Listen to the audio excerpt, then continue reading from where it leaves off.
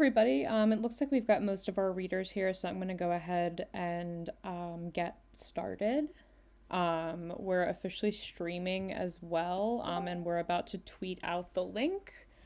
So yeah, that'll be on our social media once we're kind of underway, and I've passed it off to our first reader if you want to share it. But thanks for coming. For those of you that don't know, this reading is to celebrate our third birthday, which was last Saturday, but I was out of town, so it's this weekend. And I want to thank everybody for coming out, especially our authors and previous contributors. All of our readers tonight are previous Fifth Wheel Press contributors, and I'm really excited for you all to hear some of their work. We've got chapbook authors, we've got anthology contributors. Yeah, a lot of really great stuff to hear tonight. This afternoon, I don't know, it's probably night for a few of y'all, but it's afternoon here.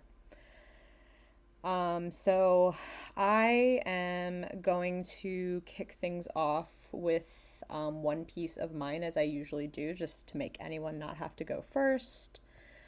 And that piece is going to be one that I just had picked up in the Martello Journal's 4th issue. And basically it's super dear to me, and I'm reading it because of the holiday, because it has to do with my family. So this is Picky. Picky eater means I don't eat crab in the shell or out of it. Means I don't pick crabs on the shore with the family. I don't eat Sandy's crab cakes at Easter or Christmas. Means I don't know how good those crab cakes are until my mother is the one making them every holiday. The door hands I still wish I inherited, dropping loose mustard and Worcestershire handfuls of jumbo lump onto a greased sheet pan. Right, cool. Well, that was me. And I'm going to now hand it off to our first reader, the author of Wilder Centuries, Yael Veitz. Oh, can everyone hear me? No? That doesn't sound like a yes. I can hear you. Okay. Good. All right. So thank you so much, Nat. Thank you for having me, as always.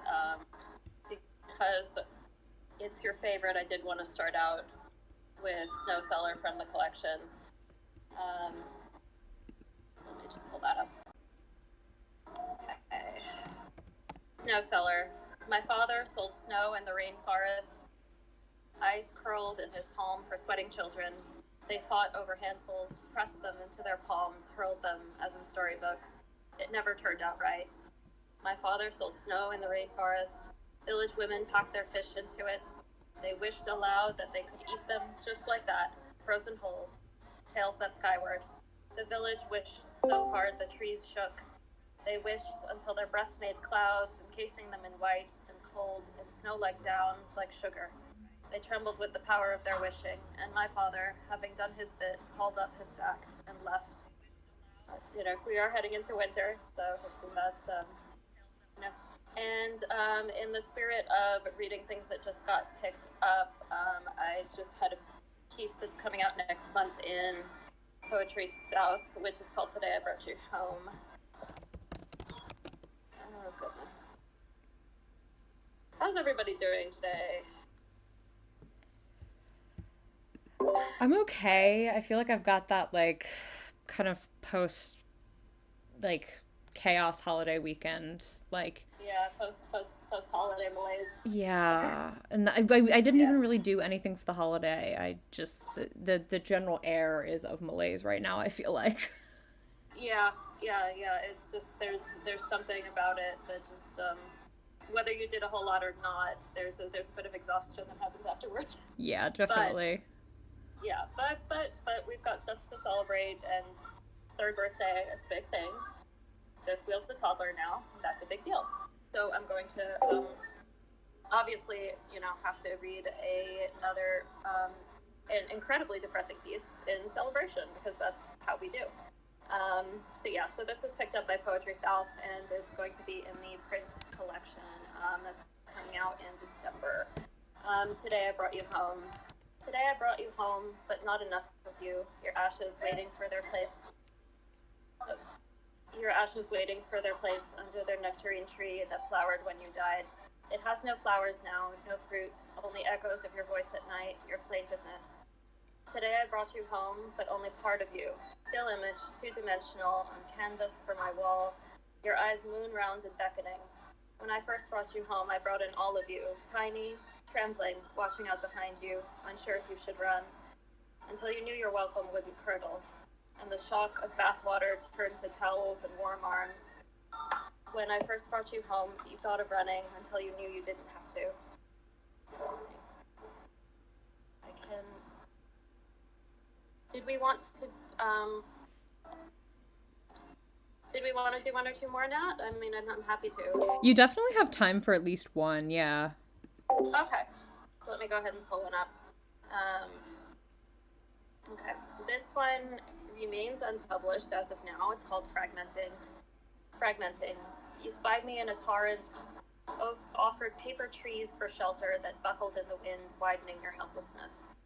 You combed your fields for acorns, hoped that by some spell an oak would sprout in minutes strong enough for me to sleep in, but none grew. So I clung to you instead, spent all your strength, sweet fractal, till you fragmented and infinite glass shards obscured your face. I frightened you. My tenderness hung from you in a thousand fur cape, stuck to your skin with such urgency you thought the two might merge, a beastly union. And when you shook it from your shoulders, I cried out, you flayed me. You were a stack of porcelain dishes, all rattling precarity. I couldn't keep from shaking. All right. Thank you so much. So good to be here today. Yeah, thanks for coming out. I always love to hear you read, so it's glad you could join us. Likewise, I was happy to be here. Awesome. I think if we're going down the list in order, knowing what that one person will not be able to join us, it'd be June next. So if you're ready, you can go ahead. Alrighty, hi everyone. Thank you so much for showing up, and thank you so much for having me here tonight. Can everyone hear me okay? Yes, I can hear you. Yep. Perfect, sweet. Continuing the tradition of reading Nat's favorite poems, I'm going to be reading bit part from my chapbook. So I'm just going to go ahead and get started. When the blood of the poor hero hits the ground, the man on your TV smiles at something rotten. Wretched ladle in his ribs. In his cafe tube, your mirror imagines being holy, imagines satiety, even at the maggot's beat in his chest in a simile of a heartbeat. The pixels on the TV smile. You smile. Your neurons moving muscles, moving lips into a mockery of something human, a twitch, a desperate attempt to cleanse upturned roots, the groaning, weeping walls. Your skin peels off slowly, the way your sister peels off the skin of an apple, the way you dig nails and teeth into the border of the rotting and the healthy, and pull until you can no longer tell one from the other, until your mouth fills with salvation, the blood of it. Another TV, another smile, another scene where the good villain forgives the knife, the infection pulling away in love and light. Forgets the fierce sweat and regret stomach acid, the electric eye shedding a single tear of red redemption. When the mirror distorts, you press your chapped lips to the gnawing to savor nothing but the heat and the sting. Drag your tongue over and over in remembrance of the love salt and immersion iron. The distortion on the TV smiles. His flesh is tender and warm, but it does not leak, not in the reflection of 100 lenses. You won't know what that means. He digs his thumb into the wound, skin puckering under the pressure. He will press a kiss to it and smile, skin straining. His bandages don't taste like rot. You don't know what that means. The man on the TV smiles and your wound smells. So that was bit part. And I'm going to go ahead and read one more piece from the chapbook. Obviously not, let me know if I run over time. I'm going to go ahead and read B speed. Yeah, no problem. Just so you know, you have like 10 minutes-ish. All right, perfect. Good to know. All right, this next piece is also from the chapbook. River runs blood thick in your mouth and your stomach coming apart. You want to rot in bed, but you need to be up by 6. You fall asleep and dream of itching scalps. Scratch. Hair falls out and keeps scratching till grass glows green and yellow and brown. Scratch and scratch and scratch like it could scratch the disease out of your brain, but you never get past the skull. It grows in you, a garden, an obsession, a monster under the lake of your skin choking your organs out. Tell the lover you're sorry you love him, even when you hate the fruits of his body grown in you. Lilacs amongst other seeds, the fruit of fixation. You tend this garden, cultivated in flashbacks and dreams and seedy bars. From your mouth births the fault lines, vines swirling over your head, snakes caressing the shadow ceiling. You want it to be something better broken, filling the empty arc of body, but it never gets full no matter how many hands tend it.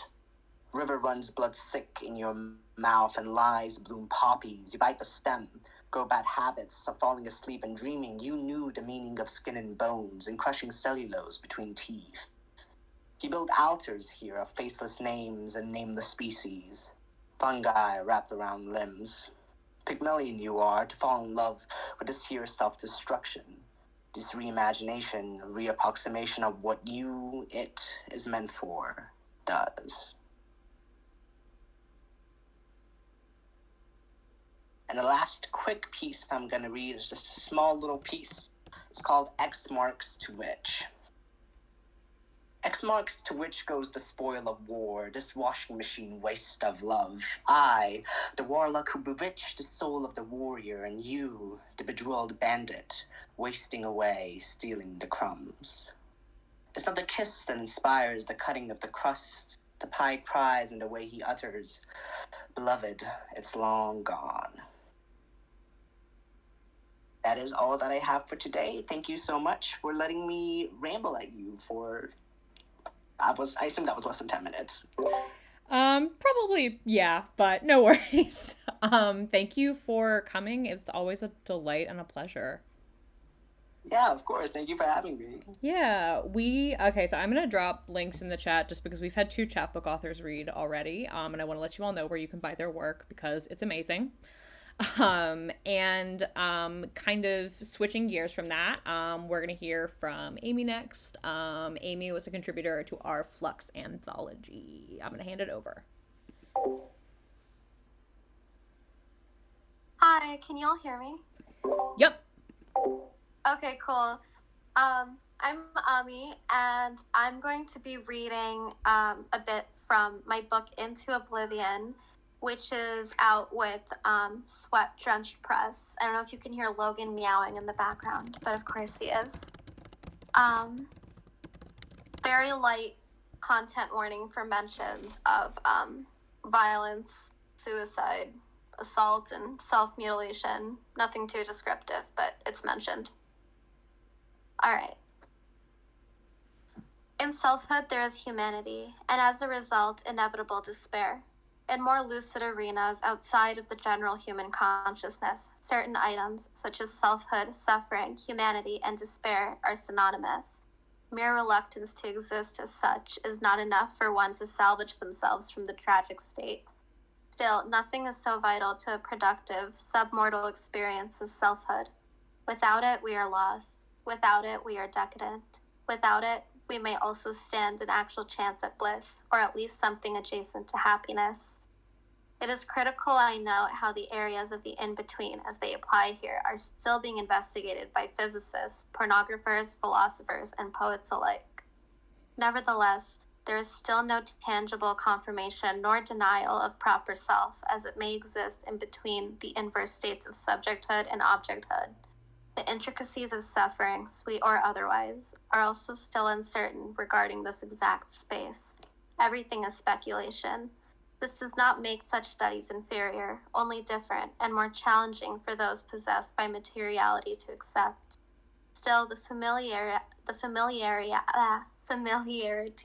and otherness of the self serve as dualities which, together, form something nearly, or at least mortally, whole. This, of course, applies only to the specific being whose state they serve. Where a sense of selfhood is violated, either by another or by one's own self, there occurs severe fragmentation.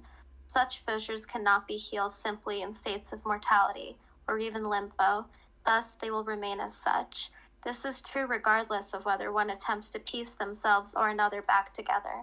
The fracture marks will always remain, even in the unlikely event that the severed parts do not morph in varying directions, as they are prone to do upon being separated from their former whole.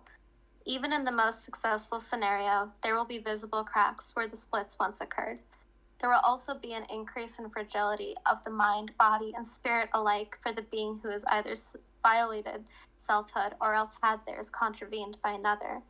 Breach of the own self can involve acts such as self-mutilation or suicide. I am personally guilty of doing both. While there are arguments for the merit of such acts, and I am of the conviction that they in no way shape one's moral character, the natural world considers these behaviors severe transgressions of the self. Therefore, it never allows for total redemption once one has committed such acts. Meanwhile, the experience of having one's autonomy infringed upon by a while other through rape, violence, and/or other sorts of abuse will also leave a self perpetually fragmented. This is an unconscionably common, tragic, and unjust occurrence, but sadly, the laws of human nature remain unyielding even to victims of such horrendous acts by another. There is no full recovery from such injuries to one's selfhood without absolute transcendence, perhaps even to the likes of the sublime, or else euphoria. Other violations of the self also exist, such as willful or reluctant movement towards objecthood, which is better addressed by the philosopher or the pornographer than by the mere wanderer lost in realms of the in-between. The spiritual fates of those liable for such offenses are still under investigation. There are also those who commit unforgivable acts upon others, example assault, the types who leave their victims irrevocably broken in the eyes of nature. Such assailants will also become fragmented beyond repair. However, the demands for assent I call for here do not include these offenders. They deserve to be left to their wretched, fissured states for however long the universe may allow. I cannot, within my own systems of conviction, experience, and suffering, advocate for their absolute redemption alongside my own. Selfhood cannot exist without subjecthood. Of this I am certain. Moreover, selfhood exists as a state of being. It is an autonomy achieved through human-like or else creature-like subjecthood. This is, in part, shaped by the presence of a suffering, sweet or otherwise, developed through the cruxes of thought and feeling. The only alternative, should it even be considered that, is absolute objecthood. This demands a state entirely devoid of thought, sentiment, any and all other traces of human consciousness, and as a result suffering, sweet or otherwise. That is why it is crucial we fragmented, lost beings who find ourselves subjected to the burden of unrelenting, but utterly ruined selfhood must insist on redemption and salvation for ourselves. This we can potentially achieve by demanding the access required for us to reach euphoria and achieve other such transcendences. We must keep on, we must persevere. Conversely, it goes without saying that if this theory of ascension fails, we fail with it. That's what I have for you today. Thank you so much. Thank you so much, Ami. That was awesome. And I said in the chat, I really actually have been meaning to buy Into Oblivion, and it was lovely to hear from it. So, I will hand things over to our last reader, Tommy Blake, who I believe has a selection of poems for us today, but I know at least one is from their chapbook, Trick Mirror or Your Computer Screen, which is out with us. Yeah, I have 4 poems. I kind of put them in a certain kind of an order, but the one from Trick Mirror is third, so it's second to last. But the first one I'm reading is from my upcoming chapbook, Lacuna, and the content warnings are for dissociation and general teen angst. So this chapbook was definitely an excavation of bringing back an old project, because it was one I kept going back to, and I was like, well, if I keep going back to it, there must be something in it that isn't entirely cringe. So I kind of revamped it, and it's coming out on the 12th of December. And the title of this one is Fuck Down. I'm driving through foliage between astral realms and projected highways. 2 roads, that I see in my mirror, turning back.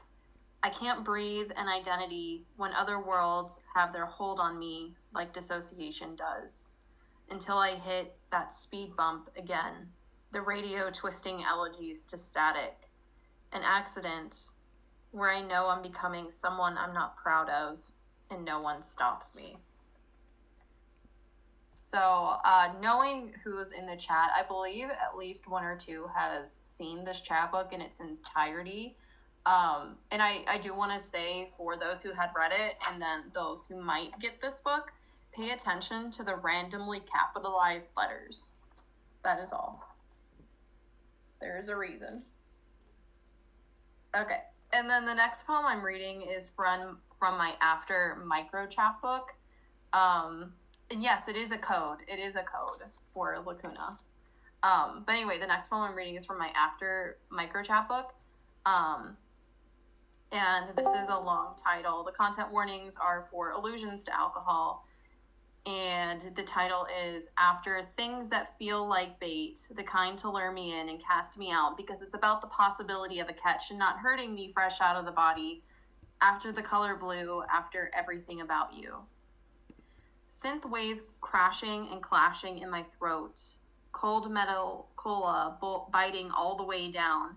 I can feel the constriction of the tattooed choker you gifted me for no reason at all, and I pick at my flesh underneath until it's slick wet through to my nail beds. The sink fills with water, liquid cyber and holographic blue. If I rinse my hands in it, maybe I'll know this is your dream cloaked as a closed loop, with synthwave crashing and clashing in our throats, cold metal cola burning with cheap and ambered bourbon we stole from the liquor cabinet. Drink until we're talking and talking through blinding blue dawn, and talking until I feel full with fluid, and maybe all I am to you is a wet specimen in a large and sweating jar, and maybe it's true because this is your dream cloaked as a closed loop. Synthwave crashing and clashing in your throat, cold metal filling you with light. You feel like you're floating on sound and air-popped fizziness. Don't you think it's fishy that I'm just now knocking on the door, asking if you're okay? So that's After, and then, as promised, the third poem I'm reading from Trick Mirror or your computer screen, and it's Hauntology as a voicemail. Your car carves into another summer dusk, where heat oozes like an ulcer. The road ahead swells to vertigo. We need to talk, Kel. The setting sun bleeds red ripples in clean light. You pull the visor down, but you sit so close to the wheel that it doesn't make a difference. You're still sunsick. You can't think. You flick on the hazards, soft yellow headlights waiting in the sunken highway. About us, you know. I've been in my own head for a while. The voicemail plays as Drew's words sear into you. You're burning in the skin and you peel your lips and know he won't ever kiss you like that. Night now stains the acid orange sun. It fevers you all the same. Steam streams from the road and fogs up the windshield. Wondering why I haven't felt, why I feel so dulled. Static fills between each fragment. Everything you see and hear is gray and alien. Dark drowns the only visible parts of the highway to a smooth, impenetrable mass. You swallow hard until a lump forms in the back of your throat. You don't deserve it, me like this, and I hope this isn't sudden. I'm sorry. You pass another exit, driving as the hours blear to a filthy pale dawn. The dry and sandy sun scratches you, and that's all you choose to feel as the voicemail plays again and again. So that's Hauntology as a voicemail, which is in Trick Mirror and all. And then the last poem I'm reading is in an upcoming chapbook I'm actually working on with Nat. And this poem was picked up by Warning Lines and will be in the Adversary issue. I'm sorry, I said that word questionably because I'm not sure if I said it correctly. But this one, it has some content warnings for grooming, especially in the I can't, oh my gosh. Especially in an internet setting. I was going to say another word, but it's not coming out. So there's that, and then also religious trauma. So just to be fair warned. And this is titled Parasocial, Fear or Be Feared. That works. It is an adversarial manner of saying it. Thank you. Okay. Anyway, parasocial, fear or be feared. We never read Lolita, but we pledged to wear chokers at church. They wanted us to cope with a pair of prayers like wearing white-laced gloves. It's purity. It's fetishizing. In sleep, their bodies would weep, watching us kneel, watching us feel the air around us, and cold sweat suckling our palms in a dusty, dim light sifting our shadows, watching us spread our arms to wingspan because we're confusing as angels. Fear or be feared? We watch Pretty Little Liars in the dark of deceptive autumn, like it's a sin, like when we DM'd our boyfriend, sharing posts about how love is love and how age doesn't matter if it's true. We were 13 and we didn't read Lolita. He pinged, baby. I said I'm not with anyone to protect us. Did you really want it projected all over TV? We wanted the same confirmation we offered up so easily. We'd give our body anytime wanted, though he never asked for proof we were real. So yes, we really wanted him to open his mouth, puke it out if he must. His many faces, on screen, off screen, made us afraid, mucking our throats was sick. But we were lucky. So lucky he loved us, like Hubert and Dolores, Ezra and Arya. The way his picture fluxed pixels like sputtering tides, like static ringing parasitic and divine. The one he sent when we first met 9 months ago. We gazed, dilating with a gleam of colorless light. So bright the screen because it was midnight and nothing else was on except the moon and dead cold sky. We read his DMs again and again. Don't worry, baby. I love you, baby. Because it's the sweetest thing we ever read. Pings manipulating a false sense of dopamine. We crashed on the keys. The blue wretched light casting a weak halo over us. And that was that one. Those were all the poems I had. Thank you. Rad. Okay. We had made some time for an open mic if anybody brought a piece they want to read. I'll open it up. You can just unmute yourself and go off, basically.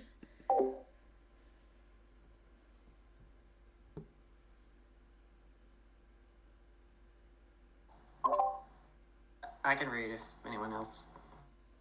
Yeah, go ahead. All right. Sure. All right. Well, since this is for Fifth Wheel, I was recently published on the Fifth Wheel blog, so I thought I'd read one of the pieces from that. This poem is a cento created from the Twitter account of drag queen Katya Zamolochkova, and is entitled Katya, because who needs context? Small content warnings for sexual references and ageism. Bring in the new year with a lovely poem. Have you heard the news? I love Elizabeth Shue. Sick on tour and mad as hell? Well, they got you gals. My two moods, joyful and triple X static, we come to this place for magic. Blazer on without my blouse, that is how I leave the house. Diva, you were serving Hunty. Did Jean Smart win the Emmy? This is exactly the kind of energy I'm bringing into 2022. The only Ryan Murphy project that I'm interested in would be American Wig Story Volume 1, Australian Wig Mystery, and it's just about Nicole Kidman's wigs. The wig alone is cruel and unusual punishment. She ate, snapped, and yeeted the wig into the lake. Do you think Nicole Kidman is going to win the Best Actress Oscar? Academy voters, please, I beg you not to overlook this performance by an actress in a major motion picture. There need to be way more roles in movies for actresses in their 50s. Are you a big old diva who lives to serve? No one is doing it like you, Miss Laurie. Getting ahead in Hollywood can be tough, but it helps to have one foot in the door. The length of my left foot is half an inch less than that of my right foot. Shout out to all my asymmetric divas stuffing that one shoe with who knows what. You know what's fierce? Otters are causing seagrass plants to have more sex. Work, diva. Thank you. Awesome. Thank you. Sweet. Cool. Does anybody else have anything? I'm actually going to an open mic after this, so I already have a thing in front of me ready, so it's kind of serendipitous. Yeah, go ahead. So it's called Psych Ward Chess Champion. The content warning is in the title. There's also references to drug use. But it goes like this. Birds at a psych ward window are not an exaggeration, cliche, or symbol. They are the only thing to see. I spend all day pre-grieving leaving, but grieving my right to a locked bathroom. After a psych eval, Archie says, I don't need a cigarette, I need a blunt. Was I addicted to coke or adrenaline? Some people got a loyalty to their drug of choice. A clinician calls herself the Appalachian Grandma. She lets me use a bread knife to cut lasagna. I don't have ADHD. I like living in crisis. I exist to reach some sort of compassion. I exist to reach some sort of decency. Ryan and I played chess during free time. Ryan only ate popcorn for breakfast. Promoting to a queen on H8 protects the A1 square, like I protect my chewed jeans, my shirt, my sweater, my jacket, my book, this notebook, this pen. Do I own my own? My wallet is in a locked box. I smuggled in my keys as contraband. I unlock and lock my car from the window just for the beep, the lights, popping up. An imitation of freedom. Ownership through the window. I am eager for the jettison, expectant on the evac. A being of infinite compassion, a being of infinite decency. Thank you. Thank you. That was amazing. Wow. It's very serendipitous that you had that in front of you.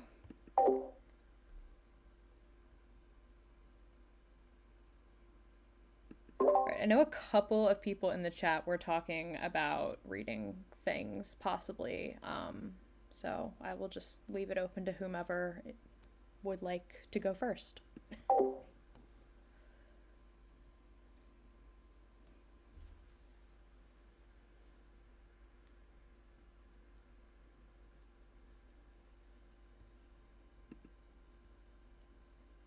I can read.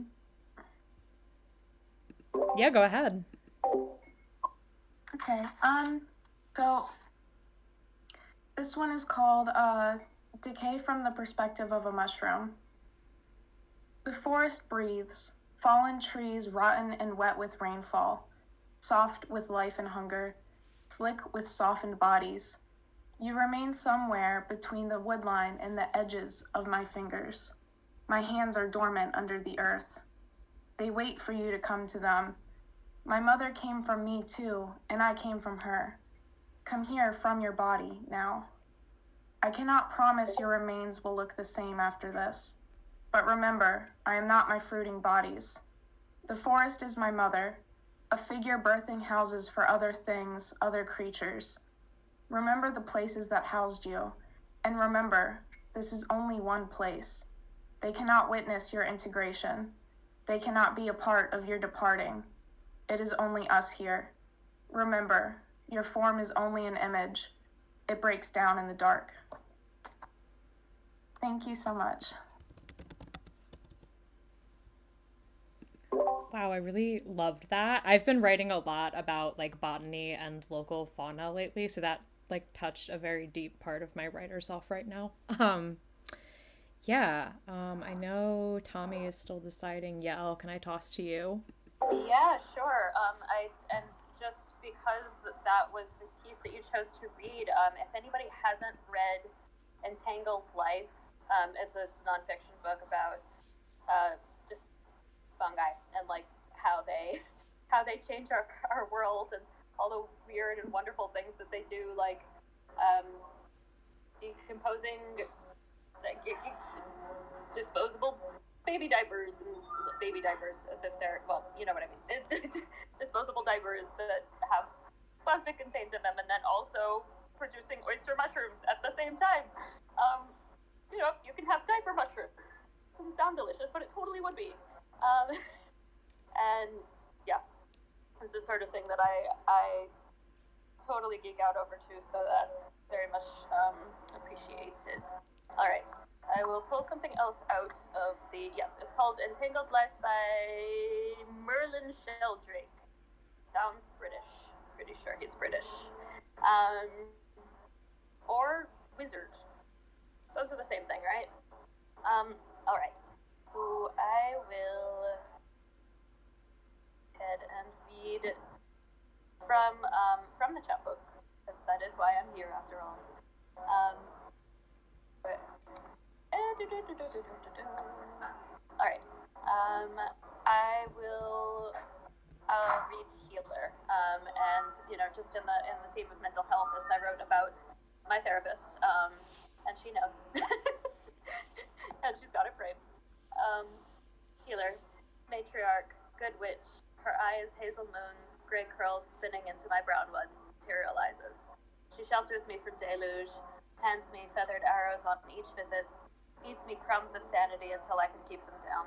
This is Sarah, not the mentor I pictured, ancient and grave in her desert, but laughing, buoyant with her sorceress's intuition and her measureless magic words.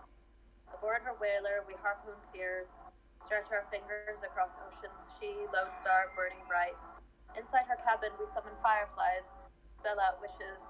On the log walls, whisper.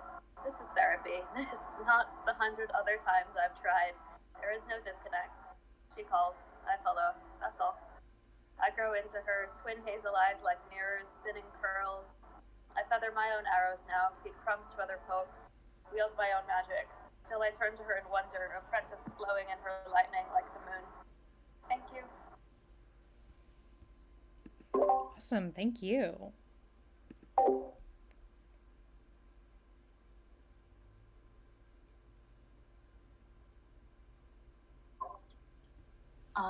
I'm not sure if anyone else was going, but if anyone else is planning to read, I can hold off, but I did find what I was going to read.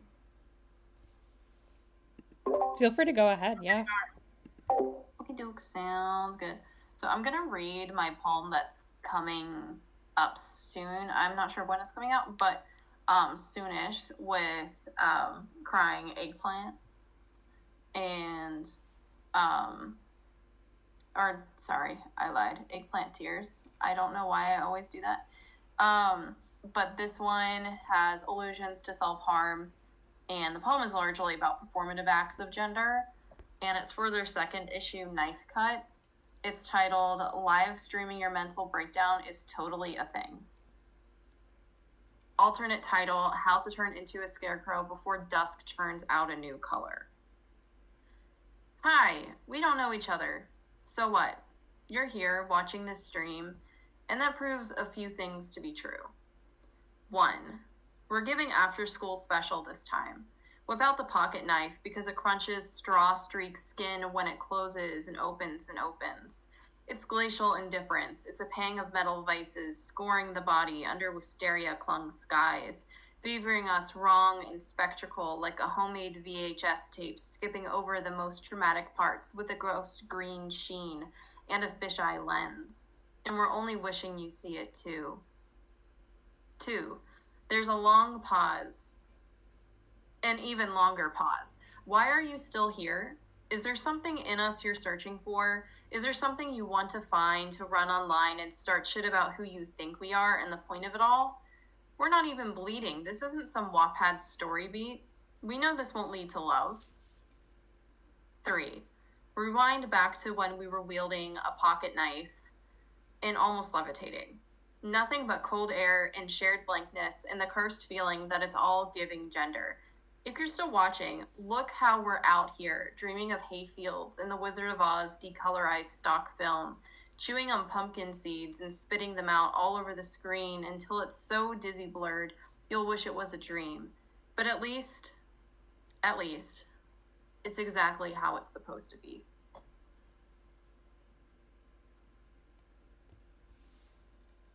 That's the poem. Awesome. Thank you. I'll leave a couple of minutes if anybody else wants to hop in, but if not, I'm going to read one last piece from my new book and close us out. I'll read something. Ooh, awesome. Off the cuff. I had a piece published in, oh my gosh, The Truth is in the Stars. So it's called She Knew the Moon, and this is after Joy Harjo. 1. When she turned 1, the moon sent her $50,000 and proof that the girl was her child, and all the girl could do was cry. When she turned 5, the moon pleaded with her to visit, but the girl was too consumed by flannel blankets and fireplaces. When she turned 12, the moon came down from the sky and shoved her body through the front door. The moon wore hoof prints over its craters, but the girl never saw her horses. 2. I wonder if I am meant to ride a galloping star. Would she let me? Glowing vines wrap around my shattered face, and I think I am safe because the moon doesn't know plants. The moon doesn't know horses. But I know you, and I know the sounds your feet make when they are scared and how they sound like the fingertips of horses. But what if I make the moon cry? What if I tell her I am not her daughter, that I was never a child, that I've always been a nebula, and I chose to spread my dust far away from her stolen light? 3. I told you that empires only last 250 years. I slipped out the back porch door without my father waking.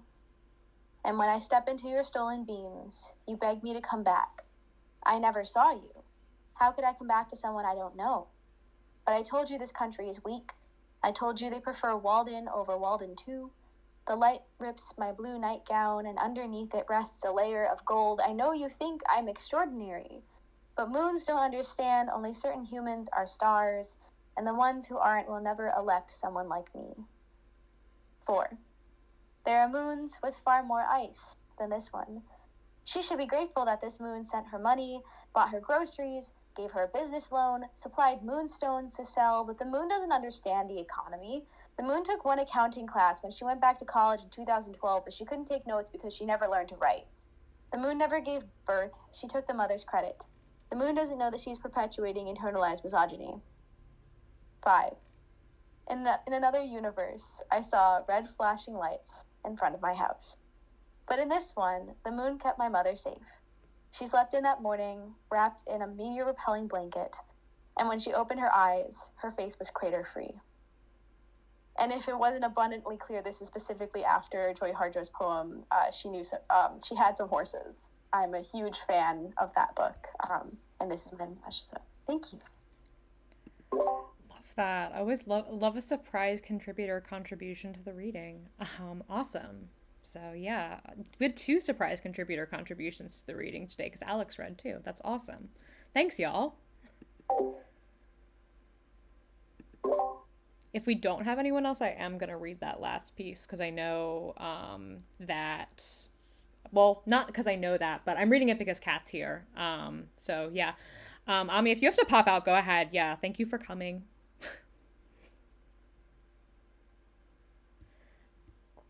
Cool.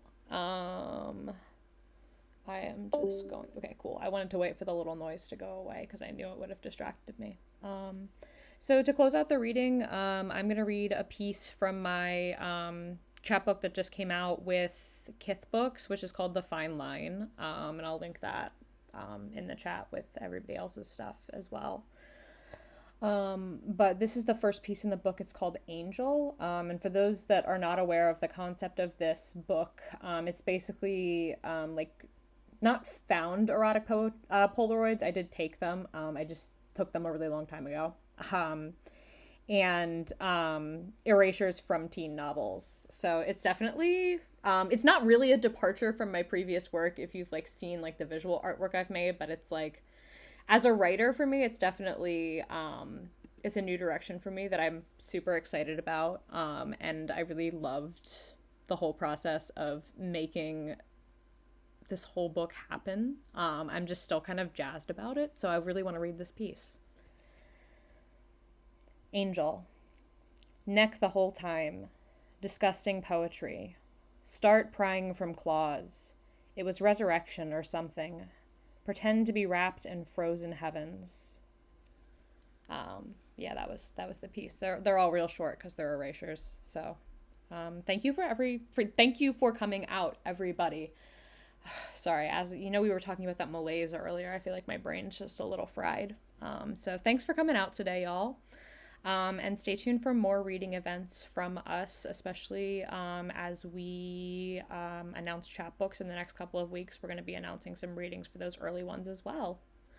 So yeah, thank you all, everybody, for coming out. Thank you for hosting.